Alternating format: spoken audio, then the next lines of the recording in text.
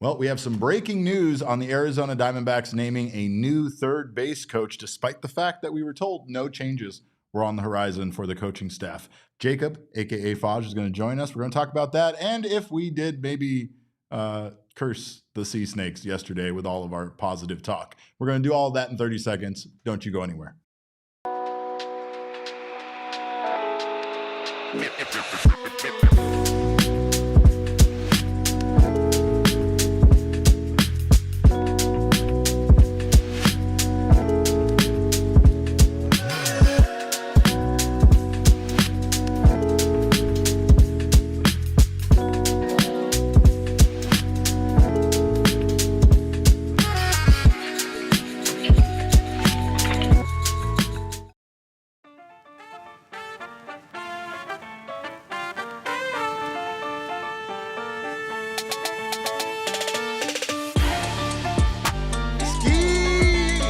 Welcome into another edition of the PHNX Dbacks podcast, live from Studio K, presented by our friends at Circle K. It is I, your mayor of PHNX, occasionally known as Derek Montia. I left my animal at home. I left my other dog at home, and I brought Damon Dog here today. He is on the ones and twos back there behind the Mac, and I'm thrilled to have you guys here for another edition of some baseball talk. Of course, this show is brought to you by our friends at Bet365 and Game Time. Make sure you use that code of PHNX365 as a new customer over there at Bet365 to get yourself some bonus bets for signing up. Over at Game Time, you'll get yourself $20 off their already low ticket prices by using our code of PHNX.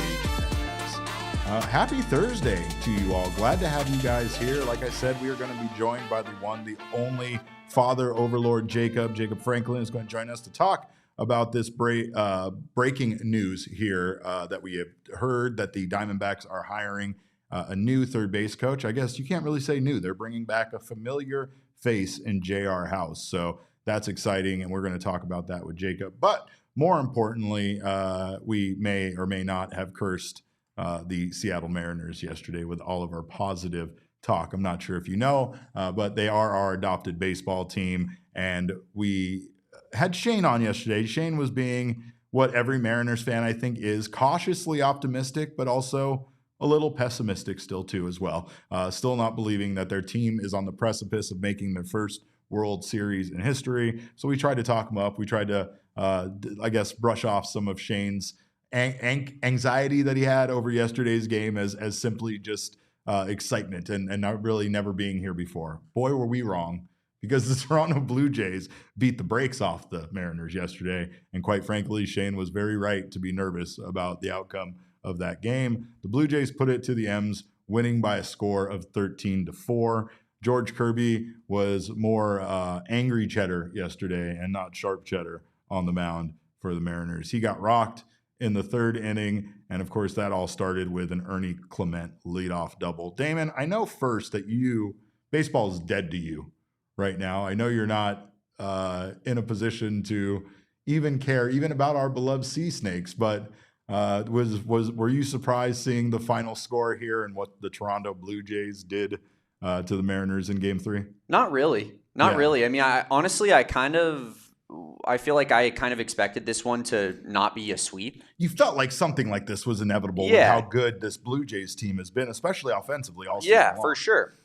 Me and Shane actually, and I know that this might be doxing him a little bit, but we were putting in parlays that this series would go over 4.5 games, which was being offered on a lot of books as the total number of games played. So they were basically saying, is it going to be a sweep or not? And it never felt like it was going to be a sweep to me. It always, I mean, it's hard to sweep a team in baseball in the ALCS. So right. I thought it was going to be close up a little bit. This next game is going to be everything, right? Because now it's either we're all tied up or you got a 3-1 lead. I mean, Game 4s are typically, in my opinion, the most pivotal matchup of pretty much every single 7-game series across any sport. Well, because if the Blue Jays are able to win Game 4, then it's back to essentially even. Both teams are home field advantage is reversed or gone, at least for the moment, and it doesn't really feel like,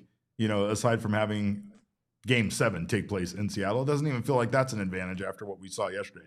But man, they can't be closer than 2-1, Derek. I mean, someone has to be up 2-1. So that's it. If you're the Blue Jays, I think you take solace in that and saying we could have been up 2-1, they're up 2-1, and we got to go tie this thing right now. So I mean, I think we got a series ahead of us personally. I think we do, and I think there's still something to be said about the fact that the Mariners never stopped playing baseball, and the Blue Jays did take a short hiatus, not enough to consider it like what we do with the bye round there for the beginning of baseball, and we wonder if those high-ranked teams get actually penalized or if it's bad for them to not play baseball for a week before they actually take on their next competitor.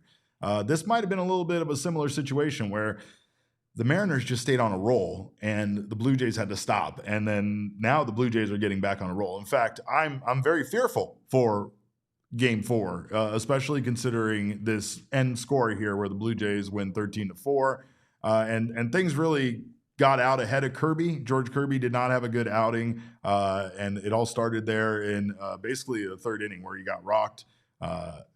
Ernie Clement hit a leadoff double in the inning. That man is hitting .462 with a 1.118 OPS in the postseason. It's amazing. It's amazing who these guys are that step up and put up superhero numbers in the postseason. I believe he is the Toronto Blue Jays' 8th hitter in their starting lineup, and then their 9th hitter hit a home run there with that 2-run homer off of off of George Kirby that tied the game at 2. And then it was just Kirby couldn't really get things back on track. A single, a double. Vladdy doubled. You knew Vladdy wasn't going to stay quiet for long. He's been heating up. He's starting to heat up now. Kirk walked. They loaded the bases. And then our former boy, Dalton Varsho, busted out a 2-run double that put the Jays up by a score of 5-2. Actually, a wild pitch scored Luke's, and then Dalton Varsho put them up 5-2. But overall here, yeah, it does really feel like momentum has swung the other way, with especially how big of a win this was for the Blue Jays. And you feel like, again, Mariners really, you almost feel like Game 4 is a bit of a must win here for Seattle in order for them to keep this from going all the way to 7 games, right? I mean, I think if you're a franchise like the Mariners, right, and you've had such a not to punch down or no, yeah. I mean it's not. World Series, we're right? Out of the playoffs and they're still in it. 100%. Like they're an organization that is not used to postseason success, and like you said, they've never been to a World Series. So if I'm a Mariners fan and it goes from 2-0, I'm on top of the world, we're going to the World Series, to, oh my God, this thing is all of a sudden tied. Yeah, it's doomsday scenario. The sky is falling. 100%. The series is over, even though it's 2-2. Yeah. That's a disaster. So I think, the mental health of all of Mariners fans everywhere is riding on the result of Game 4. Well, Kirby went 4 innings, 8 hits, 8 earned runs, 2 walks, 4 strikeouts, 3 earned runs. He also survived that inning, if you want to call it that, but he did give up a solo home run to George Springer, who hit his 22nd career postseason homer.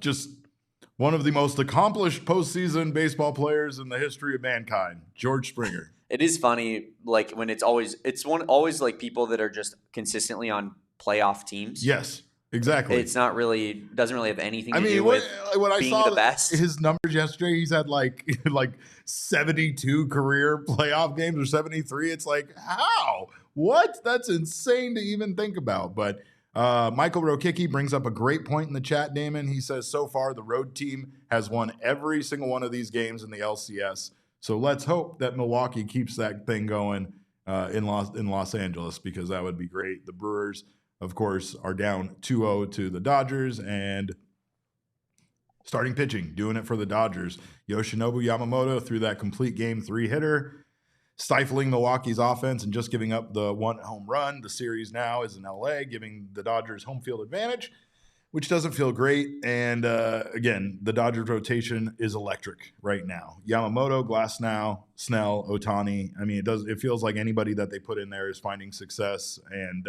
really, they have to do everything they can to avoid their bullpen being out there. That's the big thing. Milwaukee's bullpen holds up under pressure, but their depth will be tested in this series for sure.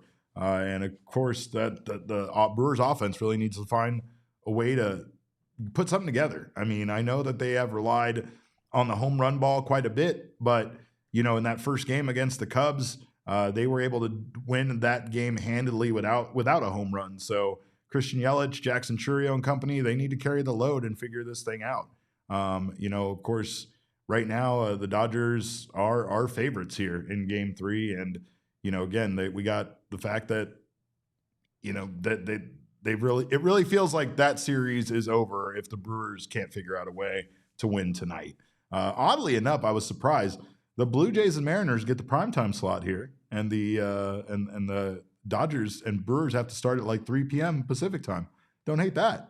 That ballpark is going to be empty at 3 p.m. Nobody from LA is going to show up except the outfield bleachers area. But Blue Jays and Mariners, of course. Those bleachers, man. They're there. They're there early every day. Oh, those people are animals, like in a good way. Yeah, they love their team, but the behind home plate, the upper deck, it's gonna be brutal. It's gonna be just empty. But and guess what, Dodgers Nation, I will be getting in on the jokes on Twitter, even though I am a fan of a franchise that has a 48,000 seat capacity, and we consistently sell out about 29,000 of those. Yeah. I'm you as a Dodgers fan, you're in a great place to be attacked by people like Damon and I. That's the reason why you should just be thankful to be a team. Honestly, that is a fact, Eric.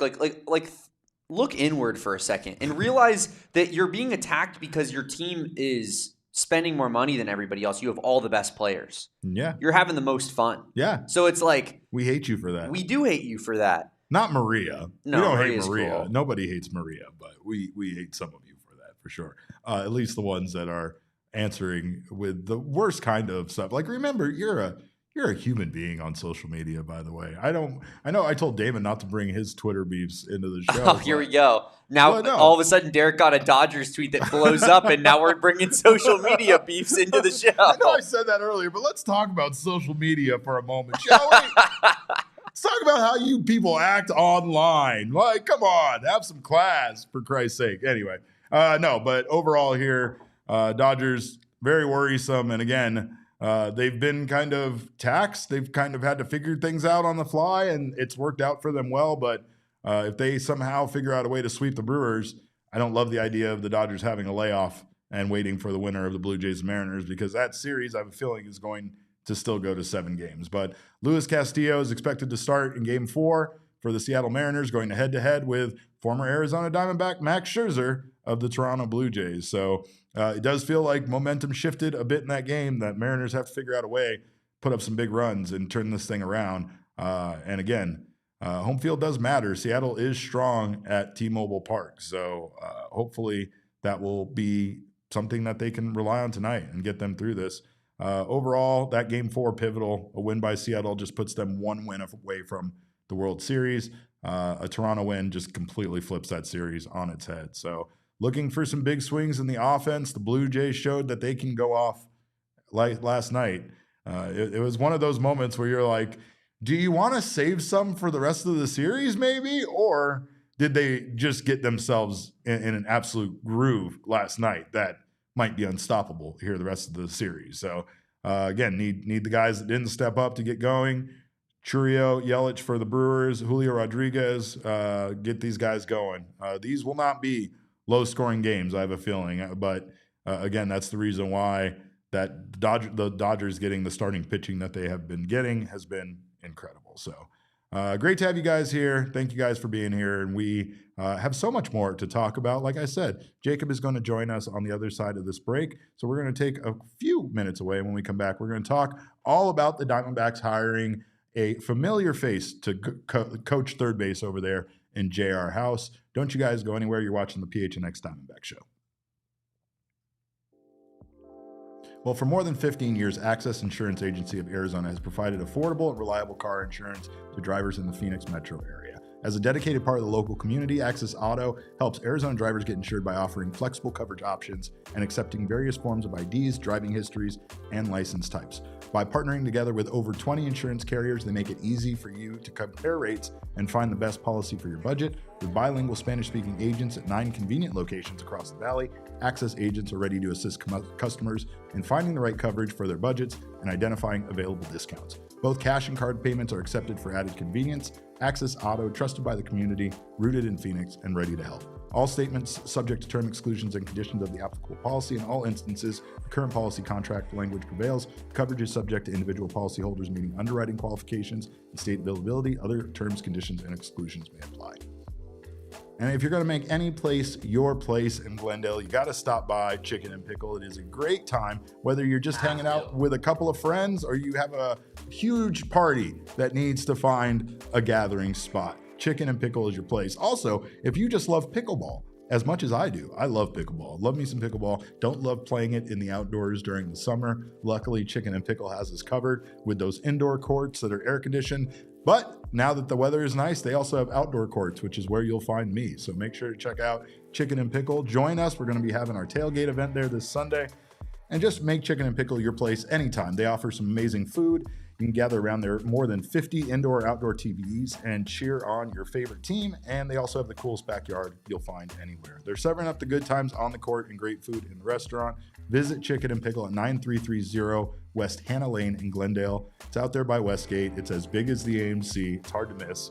So make sure you check it out. Family-friendly fun awaits. Visit chickenpickle.com to plan your visit today. All right. Well, we have some news. We have some breaking news, in fact, and we have to bring in a Diamondbacks expert. Jesse wasn't available. Jack Summers wasn't available.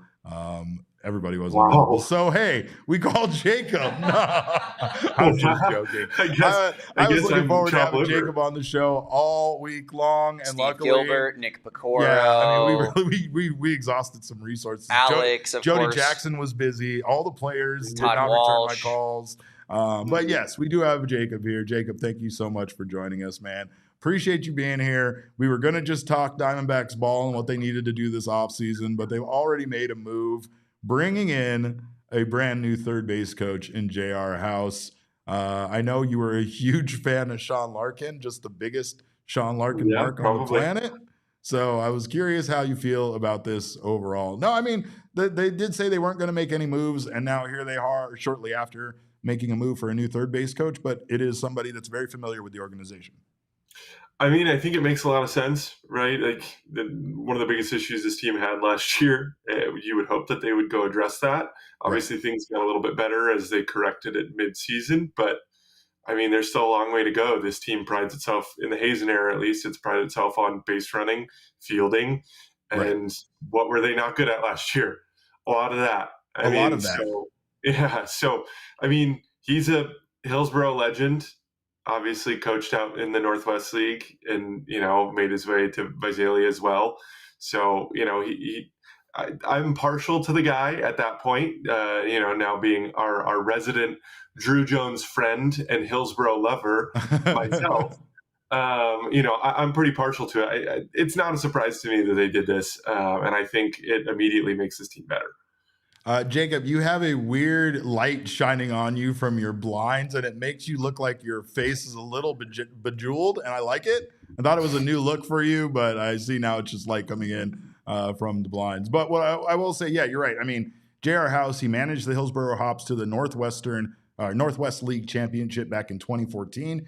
He spent 2015 and 2016 with the Visalia Rawhide. He was the California League Manager of the Year in 2015, and then he actually served as the coordinator of instruction, third field coordinator of instruction for the Diamondbacks back in 2018 before leaving us for the Cincinnati Reds. So he was a big part of this organization. Obviously, it was a big opportunity for him to go play, to coach at third base for a major league team. But bringing him back here to take on this role feels like the right move. It feels like bringing back somebody who probably would have been in line at some point to potentially be that third base coach for this organization instead of somewhere else. But it also is, like you said, an area that they have really needed to address overall. It's just interesting because, you know, Tim Bogar, it feels maybe like he didn't want the position. I'm just speculating here, but obviously Tim Bogar was hired last year to kind of come up in the interim. We were told no changes are made, and now here the Diamondbacks are making a coaching change over there.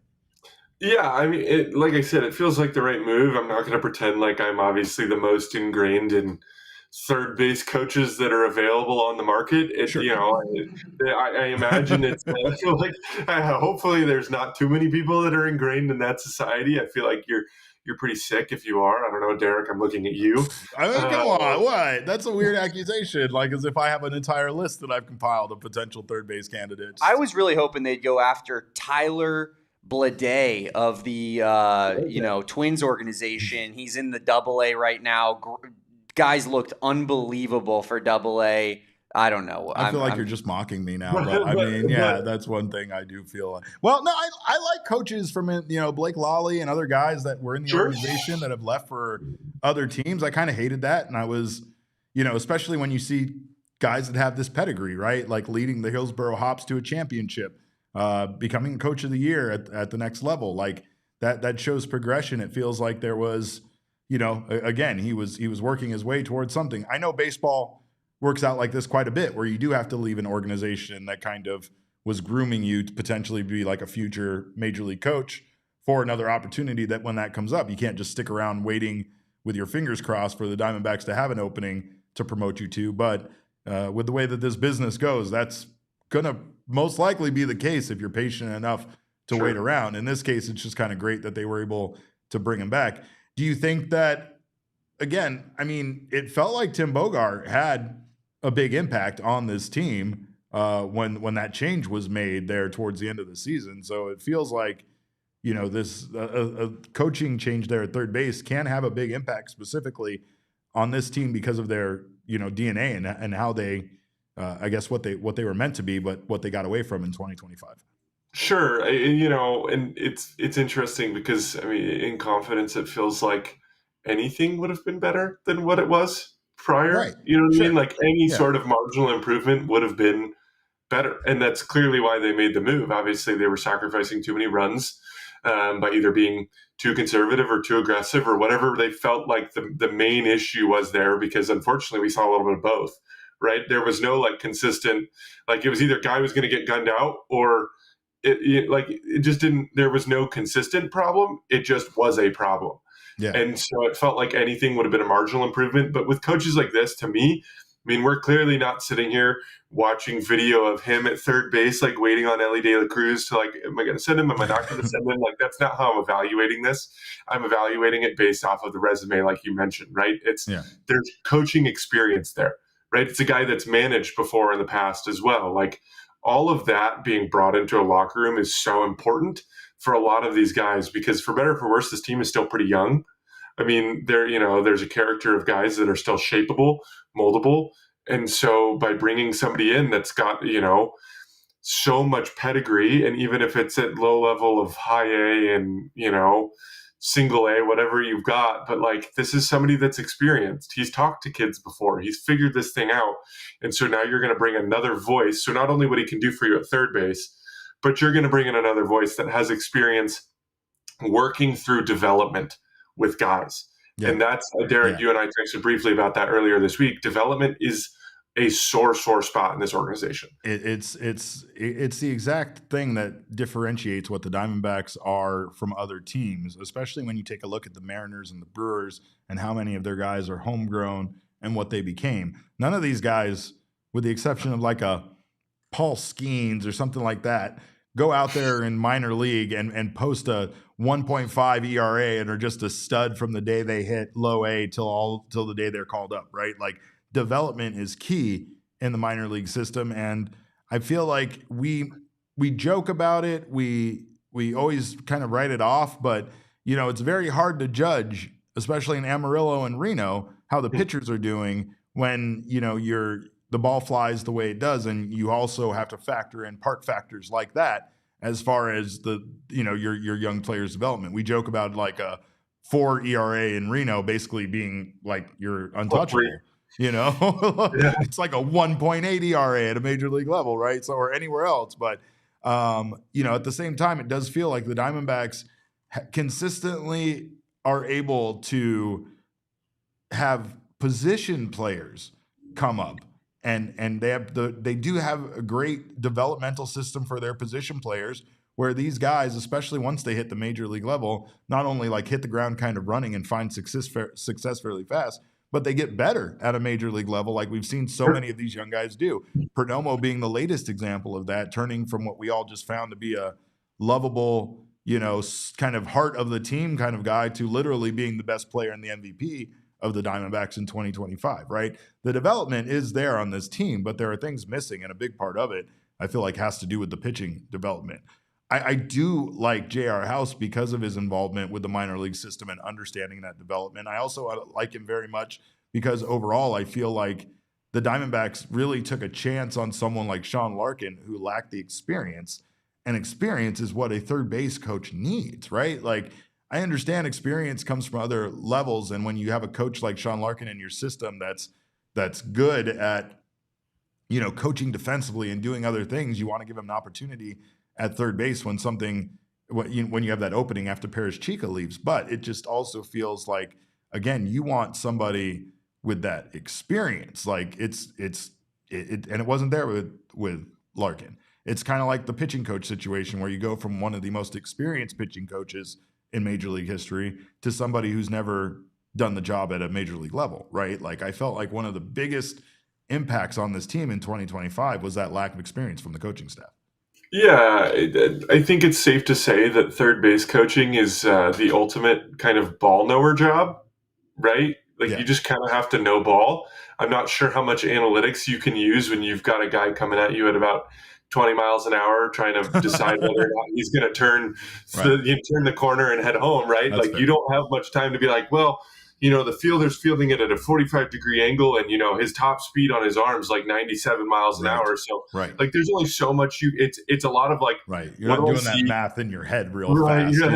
It's like, instinct, it's gut reaction, it's using your eye and your best judgment. It's being there before. You know what I mean? Like, it's being there before and knowing when is the time to apply the pressure to the defense to try to make them make a perfect throw in order to get your guy out, and when not to test them because you're being stupid. You're going to see Ketel Marte get thrown out by a mile at home plate, right? So. Yeah, I mean, it's how hard was the ball hit, and how close is the guy to the ball, and how good is his arm. I mean, and like, those are really the core factors that you need to know. Like, where's it hit, how hard's it hit, and where's and then on top of that, it's just, okay, do I feel like he's there? You know what I mean? Like, do I have a good judge on this? And so it's just such a ball knower position. I mean, you just have to understand what you're visually taking in at the moment. Well, when it comes to this, I don't want to speculate about the Tim Bogar thing. I think it's interesting. I'm sure we'll get some at least more official word once this move is official. But it also feels like, again, maybe Tim Bogar really was just an interim coach to help them out for last year, but had no plans on sticking around long term, and made that clear, and kind of might have left the Diamondbacks in a position to need to do this. I don't think Tim Bogar did a bad job over there at third base, and I felt like he was the exact kind of experience that they need. Another thing I think, though, in regards to this move, Jacob, is that 2026 is it. It's the end of the line.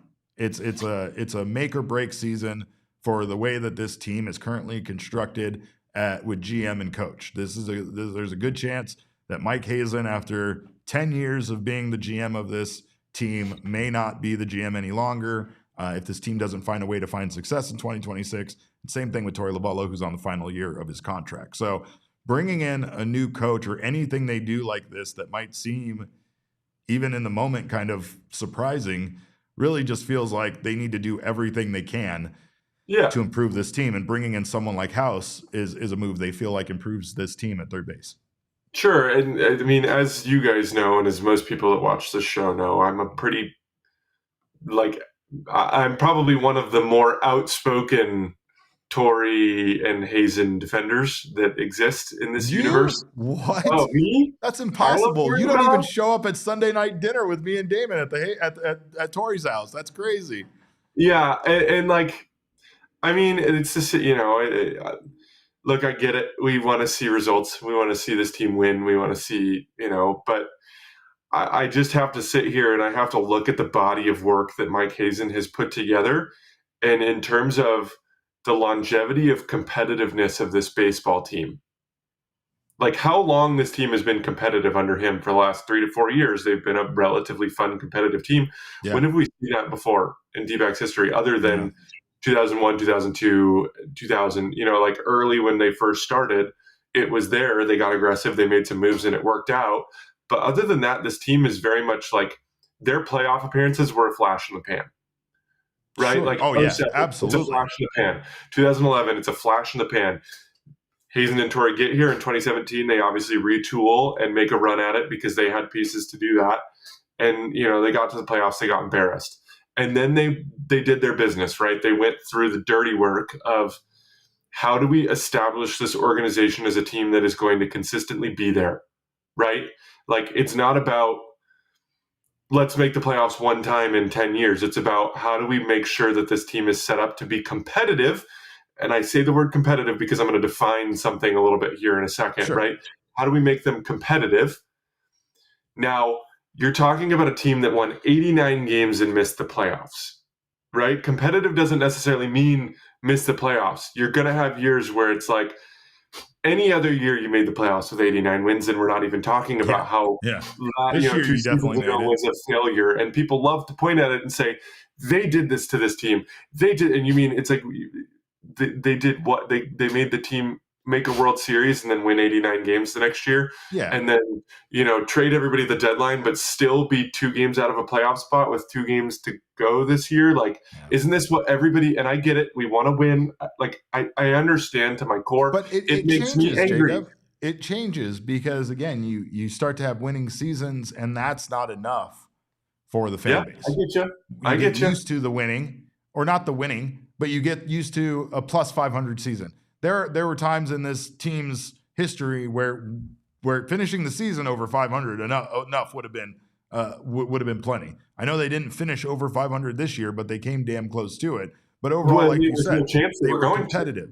They were fun to watch. They were in the race up until the very last week. I know I've said this, but as someone that hosts a show about this team, thank God for them being competitive until the final week of the year, because I don't know what we would have talked about. I don't know how dreary this would have been week in and week out if they would have just been miserably out of the race like they were to start the month of August, right? But you're right. And I mean, I think that there's some credit that is due there based on the fact that they did change that. They did change the expectation level. If we would be talking about a team that made the playoffs last year and got bounced in the first round, and made the playoffs this year and got bounced in the wild card round, people would be mad about that right now. They would be mad, and they would say they would want to change it, Mike Hazen and Torey Lovullo, because it's not working, because we made the World Series in 2023, but we can't get past the first round. No matter what level of success you achieve, especially with a sports team, if you're not getting better or rebuilding it, then the fans get sick of what they consider to be mediocrity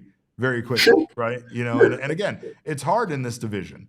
As Damon and I have been arguing with Dodgers fans on Twitter, it's a difficult world that they put us in because their team has ruined baseball. So at least the Diamondbacks have done a good job at hanging in there and doing their best to continue to adapt. It's not the front office's fault or Mike Hazen's fault that Corbin Burns got injured or Jordan Montgomery was an absolute dumpster fire disaster as a pitcher for this organization. They did their best to try to bring those guys in and try to help this organization get better 1 year after the World Series, and the moves they made just didn't work out. That's unfortunately the case in sports quite a bit,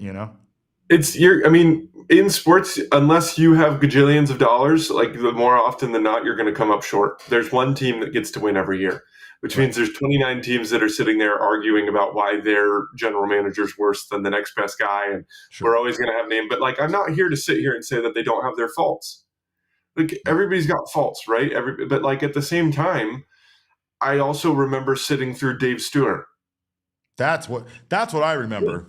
That's I covered this team during that time. Those press conferences were tense and a lot, and it was always excuses. And I remember being in there with Kirk Gibson and getting yelled at as a member of the media for simply just existing, right? So that's something that is in our past for sure, and things have changed quite a bit since those days, But at the same time, too, here we sit, at a pivotal season where you can't, you've said your piece. I agree with you, but it still doesn't change the fact that this very much feels like this is it. Like, not to say they have to win it all, not to say if they don't win the World Series in 2026 that, none of these guys are coming back, but it definitely feels like if this team doesn't find a way to overcome the pretty terrible situation they're in due to these injuries and stuff to start 2026, that there will most likely be a change after 2026. I don't even know when baseball is going to occur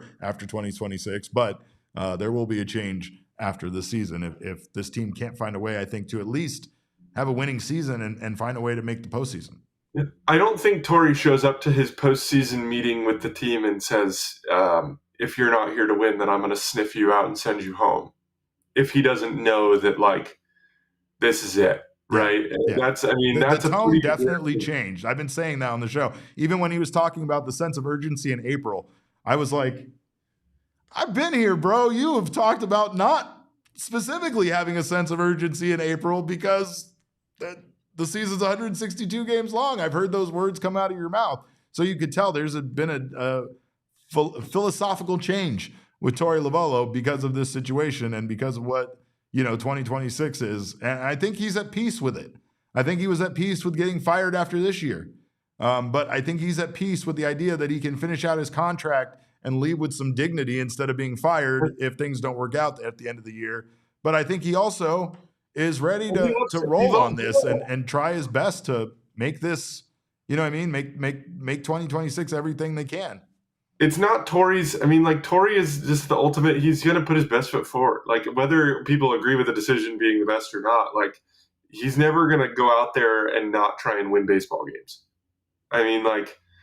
You've seen it time and time again. Like, he's really, whether people want to agree with this or not, he's very, very good at taking what he's given to him and trying to make the most of it. Yeah. It's very true. That might be when he's at his best, right? Like, I'm not a good chef when you give me fancy ingredients. I don't know what to do with sea bass and stuff like that. But damn it, if you give me a pack of Kraft macaroni and cheese and some hot dogs, I will blow your mind, Jacob. And that's because I do my best with, like, the given the little amount that you can give me, I will make a meal out of it, right? So I've said Torey manages well from an underdog role. I feel like he manages from that role specifically well, which is why he's so good for this team. This team, when this team is built on young guys and prospects making that jump to the majors, then it feels like Torey Lovullo, who manages those young guys so well, is the right man for this particular job. But, again, it's also, I think things changed drastically in 2023 when they found themselves in the championship, and then next year, everybody's looking at them much differently and being like, so you're going to do it again, right? You got a young team. Everybody's back. There's no reason why you can't do it again. It's like, yeah, there's lots of reasons. It's called baseball. And baseball is stupid and ridiculous. They won more games than they did the year that they went to the World Series. I know. And we'll never know what their postseason would have been like last year had they made the postseason, right? Because they fell one game short and the Braves and Mets hugged each other. And I get it. Yeah. Like, I get it. Like, it just, like, you can't let that collapse happen, right? But at the same time, like, the Padres and the Mets were probably two of the hottest teams in baseball that year. Like, there was nothing that, like, obviously we could win more baseball games, but, like, it just was a perfect storm where it was like, and not last 2 years ago when they won 89. Like, it just, we collapsed, and unfortunately there were three baseball teams that were about as white hot could be at the same time. Yeah. Like, yeah, you're right.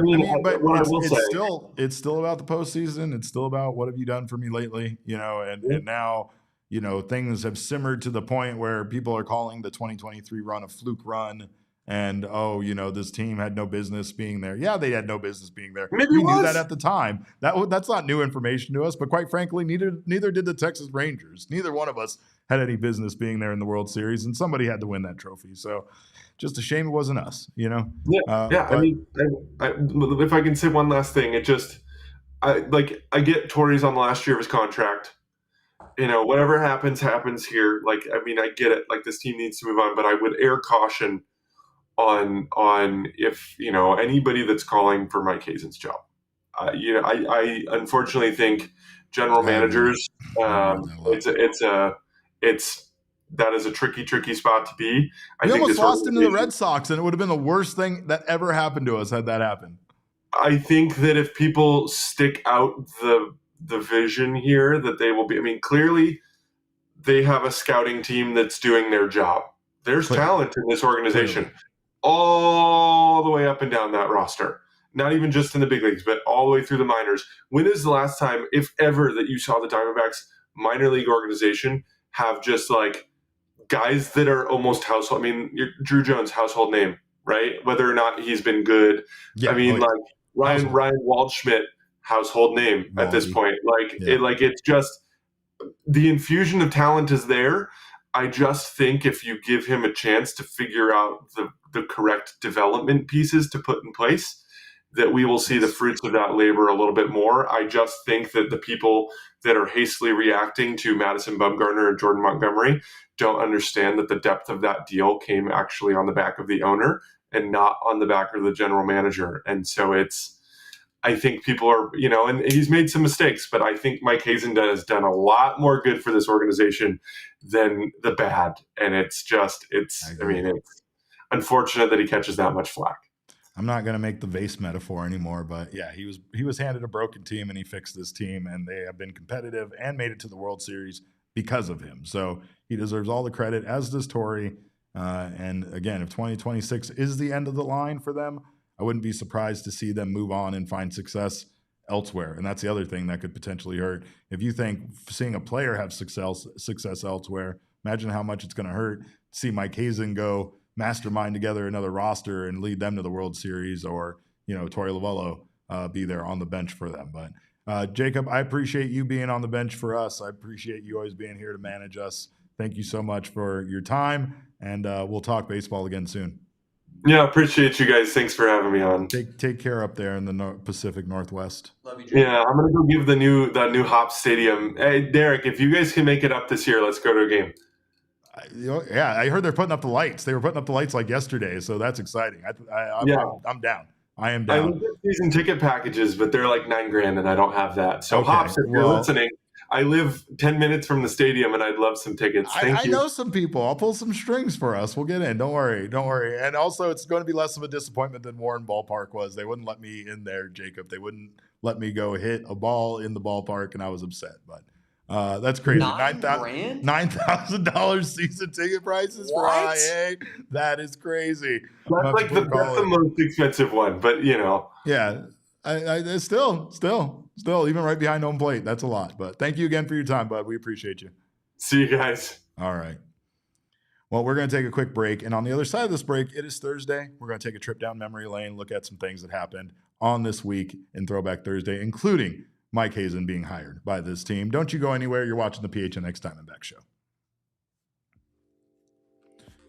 All right, Phoenix, whether you're gearing up for a game day or you just need the relief from being an Arizona sports fan, Zen Leaf Dispensaries has you covered. And they have you covered with everything you're looking for. It is your go-to spot for cannabis, whether you're looking for flower, vapes, edibles, and more. It's all from the brands you trust. They have locations all across the valley, including Chandler, Gilbert, and North Phoenix. It's easy to swing by before kickoff or first pitch or anytime. Order online for express pickup, post-workout. Check out everything they have to offer. And right now, we'll give it to you for less, because for a limited time, you can use promo code ZENPHNX for 50% off your first order. That's right, 50% off just for listening. You can only use it once. Make sure you use this amazing discount and stock up when you do. Whether you've been around the block or you're trying something new for the first time, the Zen Leaf crew will make sure you get exactly what fits your needs. And I highly recommend checking out the all-in-one vapes as well as the edibles. It's great for a first-time experience.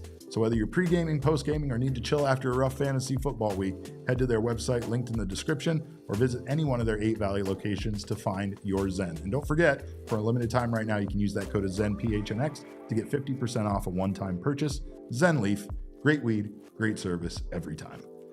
And of course, everyone needs a checking account. Make sure you get one that gives back to you. Mountain America Credit Union, which obviously is an amazing place for you to do your banking, also has an amazing checking account that's built for your lifestyle. Check out their My Style checking account, which has perks just for you. Their My Style checking account gives back to you, including restaurant deals, mobile phone protection, telehealth access, and identity protection. You can get discounts on loan rates. You can get offers on travel and events, and so much more. Again, make sure you get a checking account that gives something back to you instead of always just taking from you. Make My Style for your lifestyle at Mountain America Credit Union. Visit macu.com/mystyle to apply today. Insured by NCUA. Membership is required based on eligibility. Some benefits require no cost. Registration, activation, terms, conditions, and exclusions to apply.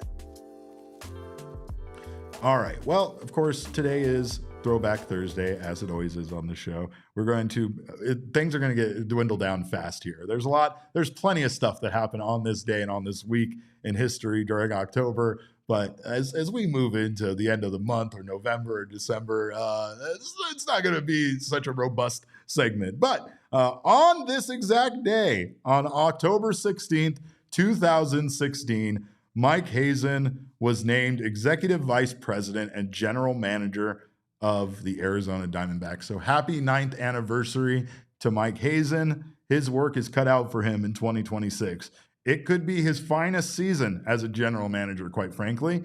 And that definitely goes back to that 2017 season that Jacob was suggesting. I mean, it didn't take Mike very long to turn this organization around and have them playing the Colorado Rockies in a wild card game and advancing to take on the Los Angeles Dodgers in the playoffs.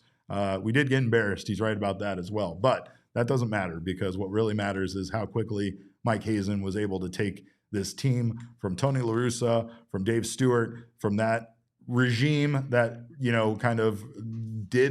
made some bad moves. I mean, if you think some of the moves this particular regime has been made, revisit the Yasmani Tomas trade, or maybe the Yon Lopez deal, that's for sure. But again, just very thankful, as Jacob said, to have Mike Hazen as our executive vice president and general manager.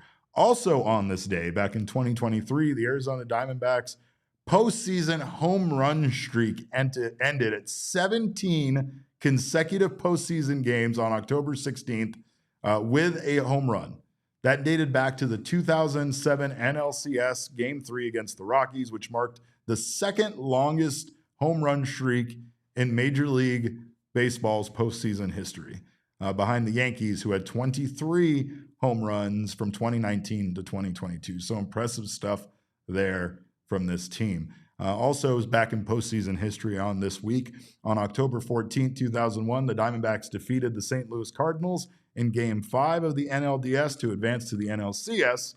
And then 1 year later, on October 15th, 2002, the Dbacks fell by a score of 6-3 to the Cardinals in Game 3 of the NLDS to end their season. It's not irony. It's something else. Poetic justice? I don't know. That seems bad, but don't love that. 2001, though, we did some magical stuff. So glad we were able to get past the Cardinals and advance, because that was I remember that NLDS, and that was a tough series. I remember being very happy they advanced and very much thinking that they weren't going to. Also on this week in history, on October 18th, 2012, a moment most of you will very much celebrate. The Diamondbacks announced a new TV broadcast team featuring former Dbacks manager and Emmy Award winner Bob Brenly as the analyst, and former ESPN Baseball Tonight and SportsCenter host Steve Berthiaume for play-by-play duties. The duo later was introduced at a news conference on November 5th, but today was the day that they officially were announced as the new broadcast team. And I know we give Bert a lot of flack on the show and as a fan base, but I was very excited for Steve Berthiaume to join the Diamondbacks play-by-play staff. I mean, I was thrilled. I couldn't believe it.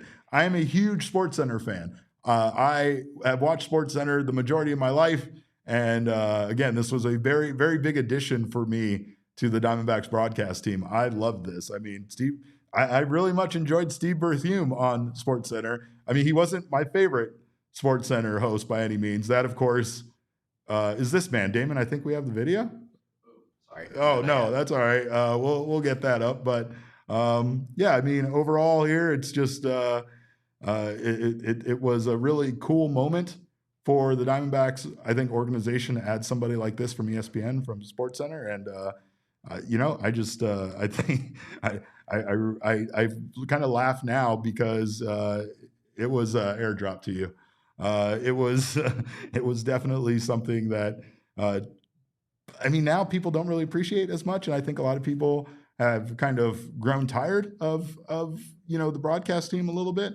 But I don't know. I still think that they are hilarious. I think they do a great job. And I think, you know what? I'll give Bert one thing, is the fact that Berthume tends to get more excited at times for things that happen to the opposition than the Diamondbacks. But again, that's also because this team at times will steal parts of your soul. And again, it is what it is. But I still think he does a great job. And I think Bob Brenly especially did a great job. His little, a couple of his moments this year were some of the best moments, I feel, in broadcasting history. But again, as a SportsCenter host, they pale in comparison to this man, who is obviously my favorite SportsCenter host of all time. I love Ernesto's comment here about how his favorite Steve moment was when Walker Godzilla raided Dodger Stadium in 2024. Because of course that was a game I was at in person. Yeah. So I didn't get to hear the good Steve performance. Yeah, classic. He was amazing. He was amazing. Yeah, for sure. But again, Kenny Mayne, my favorite SportsCenter host of all time, and that's because he loves me. This is what Kenny Mayne had to say about me. Yeah, I'm here in my kitchen because everyone is talking about kitchen table issues, and I'm giving all my delegates and all my support to Derek. He's never been convicted of 34 felonies. He's never tried to overturn an election. He doesn't cheat at golf. That's my guy. I'm going with him. I'm Derek Montilla, and I approve this message.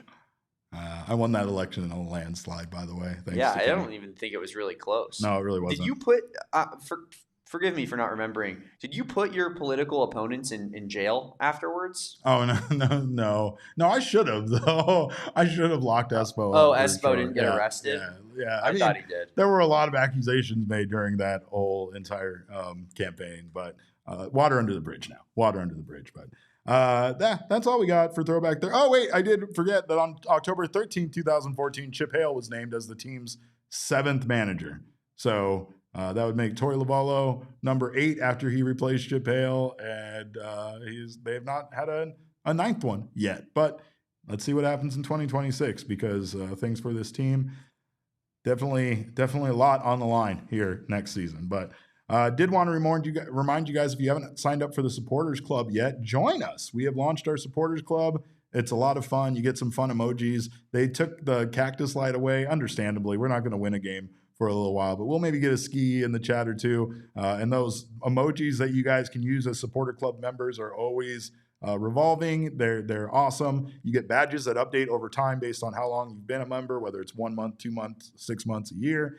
And of course, you can join right now to become one of our first members. We really appreciate it. It helps us out quite a bit around here, and we love the fact that we were able to do this with YouTube. This is a really fun way to not only give you guys access to some fun badges and emojis that you can use, but we're also going to have some exclusive content. I think the Cardinals guys already have a members-only video out up there for you guys to check out. We will be bringing you stuff, including Dbacks After Dark and some other members-only content. So again, we appreciate the people who support us and keep the lights on around here. Thank you so much for those of you that have already joined. Jason Armstrong, we appreciate you greatly, boss.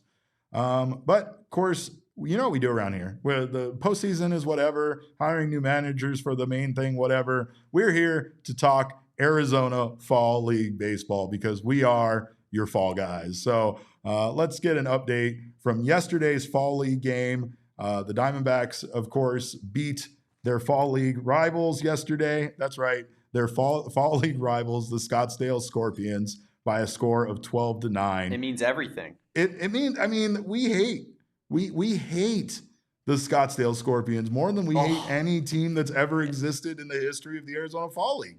It just makes me sick even thinking about that. There are geographical rivals, and I can't stand them with their great stadium and their amazing fans and how much fun they have out there. Their games, for some reason, even during Arizona Fall League, are packed just like a giant spring training game. They make me sick. They make me sick, quite frankly. Ernesto's absolutely right, by the way. Cosmo should have his own light, but he means emoji, right? Yeah. Oh, yeah. His own little. I think that's what he means. Yeah, the Cosmo definitely needs it. I'm envisioning a Cosmo light, and I don't really know what that looks like. It's but electric. A Cosmo emoji in the chat would be pretty fire. They also beat their rival Scorpions with a really fun ninth inning grand slam kind of situation. They were the away team, so they hit in the top of the inning, so it wasn't exactly a walk-off, but it would have been. They beat them by a score of 12-9 to improve to 3-3. That's right. They are back to 500. Ride the raft! Dramatic 4-run ninth inning to take the lead and win the game.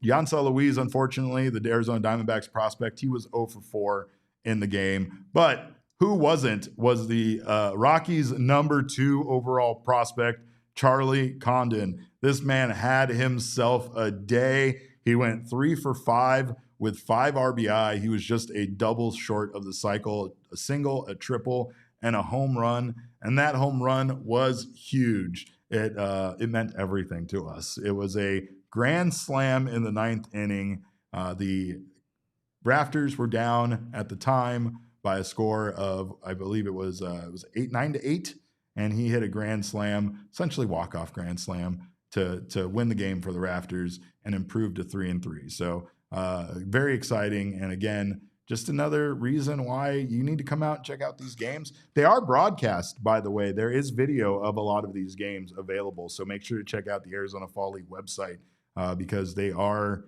It's not the highest quality of broadcast, but you're still going to be able to watch what happens in the game. So if you are a real sicko for baseball like we are, make sure to check that out. More importantly, call into work on one of these beautiful, it's not fall yet, but it's supposed to be fall, right? It is fall. It's fall days, and have yourself taking some baseball because it's a great time. David Hageman will be pitching this Friday for the Rafters. And again, he was excellent his last time out in the pouring rain. Hopefully the weather will be much better for Friday's game, but he is definitely somebody worth coming out to check out because he is, again, part of that 3-player trade for Merrill Kelly that is starting to look very, very good for the Diamondbacks as Cole Drake and David Hageman kind of come around here and look pretty good. So Jason Armstrong says it's 77 in Goodyear. You gotta love it. You gotta love it. It's fall. This is fall. This is what we've been waiting for, folks. Hoodie weather. I got my Bisbee mining hoodie on. I got my Corbin Carroll Rookie of the Year shirt ready to inspire or maybe turn some things around, get some luck going for this team. But overall, again, the Fall League, I can't express enough how much fun it is to come out and watch a lot of these young guys. I know this is stupid, but one of my favorite things about the Fall League truly is the fact that the players get to wear their own jerseys for their team. I feel like not only is that cool, but it's very helpful to me who would be struggling to figure out who was who based on them if they all wore matching uniforms. Another thing I want to just beef about before we get out of here is the Built for Fall wear that all of the Major League Baseball teams that are in the postseason wear. Do we really have to give all the teams the same like battle cry? I think I brought this up before, but it still makes me sick seeing two teams face off each other, essentially wearing the same hoodie with the same words across the front, just in their own team logo. It's really dumb and I hate it, but that's just a small old man gripe for me. But thank you guys so much, of course, for joining us. We're going to get out of here. We will be back tomorrow with another 12 p.m. show, so make sure to join us for that tomorrow. We are going to discuss some of these trade rumors. Our guys over at Snakes Territory brought up some trades for Ketel Marte. We're going to discuss if trading Ketel Marte makes any sense for this team. And Damon is going to scream for 20 solid minutes about why it doesn't. I know he is. But, of course, until then. It just doesn't. See there, he's already started. That's a preview of what you're going to get tomorrow. But we appreciate you guys all for being here. Thank you, RA. Thank you, Jason. Thank you, Deborah. You guys are the best. We appreciate, of course, you guys for being part of the supporters group as well. We will be back tomorrow, like I said, at 12 p.m. Until then, we're going to go watch some baseball. We got Dodgers versus Brewers. Hopefully the Brewers can keep the road team thing going and turn things around. And hopefully the Mariners can stop that road team thing and go up 3-1. So we're going to be rooting on our Dbacks and the Brewers. Of Of course, I hope you guys enjoy baseball and have yourselves a wonderful afternoon. You can follow us on Twitter. I am at @cap_caveman with a K. Damon is at Damon Dog with a DAWG at the end. And we are all Damon's dogs. Bark, bark. Our show is at PHNX_Dbacks. But as always, all roads lead to @PHNX_sports on Twitter, Instagram, and Facebook.